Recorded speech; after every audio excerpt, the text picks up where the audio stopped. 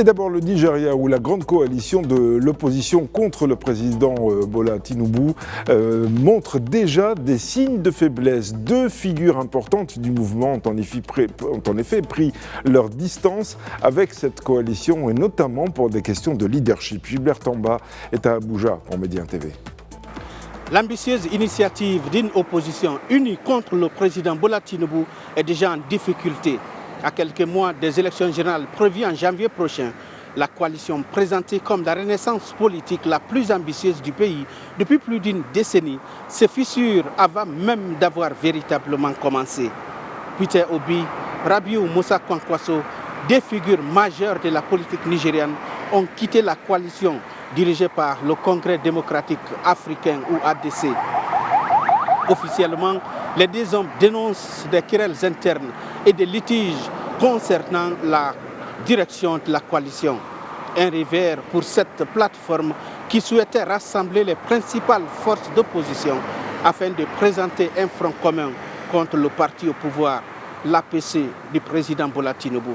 Sur le papier, cette alliance aurait pu avoir un impact significatif.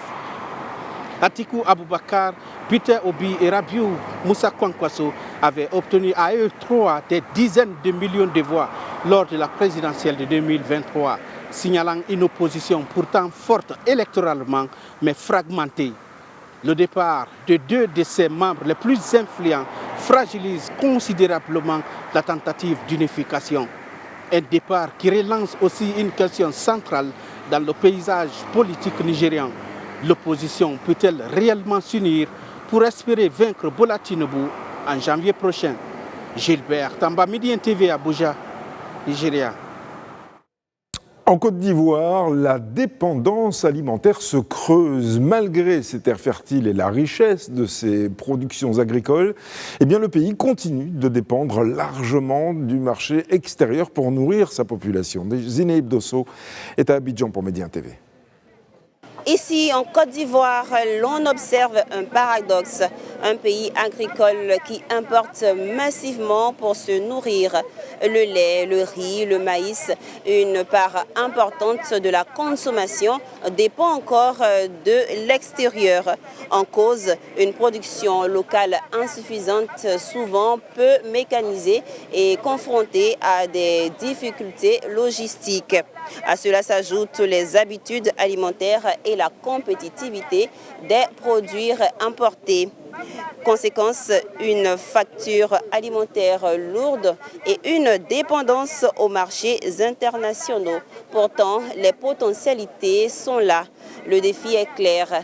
Produire plus, transformer localement et consommer ivoirien. Un défi stratégique au cœur de la souveraineté alimentaire, ici en Côte d'Ivoire. Zeynab Dosso pour Médien TV, Abidjan, Côte d'Ivoire. Au Gabon, le gouvernement a adopté un projet de décret qui rend obligatoire tous les vendredis le port de la tenue traditionnelle dans les administrations du pays, les administrations publiques. Chaque vendredi, donc, ils devront porter ces tenues, une mesure qui est destinée à valoriser le patrimoine culturel national. Daniel Ayem est à Libreville pour Médien TV.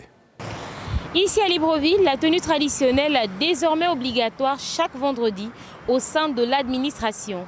Le chef de l'État a opté ce projet de décret pris en application de l'article 95 de la Constitution. Ce texte vise à renforcer la fierté nationale et à valoriser le savoir-faire des artisans locaux. Au-delà du symbole culturel, l'obligation du port de la tenue africaine le vendredi constitue un levier de croissance inespéré pour le secteur informel et les PME de la mode au Gabon. Ce coup de pouce se fera sous la forme d'une bouffée d'oxygène pour les tailleurs et couturiers. Il s'agit également de la redynamisation de la filière textile. Si le Gabon importe encore une grande partie de ses tissus, cette mesure pourrait inciter à la relance de la production locale ou la valorisation des matières nobles comme le raffia. Il faut noter que cette décision intervient après le lancement d'un concours de création de tenues traditionnelles nationales officielles auprès des stylistes et modélistes. Le gouvernement souhaite par cette décision renforcer ainsi sa politique de restauration et de réappropriation des valeurs culturelles. Avec cette initiative, le Gabon rejoint plusieurs nations du continent qui ont fait du vêtement traditionnel un levier de souveraineté culturelle et de fierté administrative. Ici à Libreville, pour le compte de Medi 1 TV, Daniela Eyema.